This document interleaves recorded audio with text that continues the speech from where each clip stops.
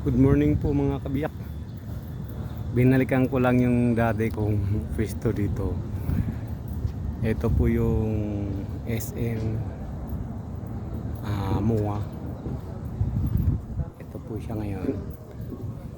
Yung doon banda mga kabiyak, yung lugar na yon, kitang kita na po yung buhangin na tinambak doon, no? Nung inikot ko po siya rito, dito po dati may pusa, ngayon wala na, gumala siguro yun. Mga kabiyak, na po yun, no? kitang kita na yung buhangin dyan, no? Tinatambakan. Ngayon maraming barko dito, yung mga panbak, mukhang na-stop yata sila sa paggawa. Kasi walang gumagalaw eh, oh. Di katulad nung araw na marami dyan, marami gumagawa dyan. Yung mga barko masyadong active. Ayan mga kabiyak, ha?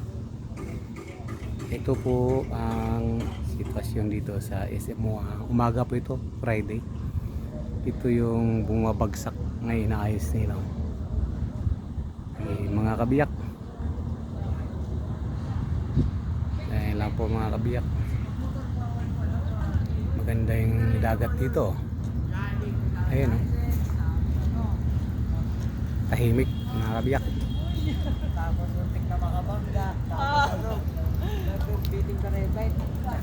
Pasok na tayo dito ng konti mga kabiyak.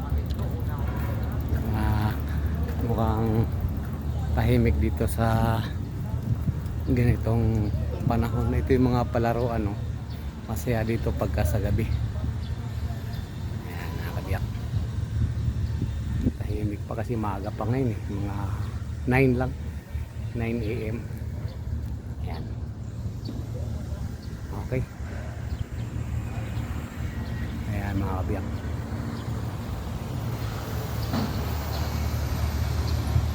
SM MOA. Babos mga kabiyak.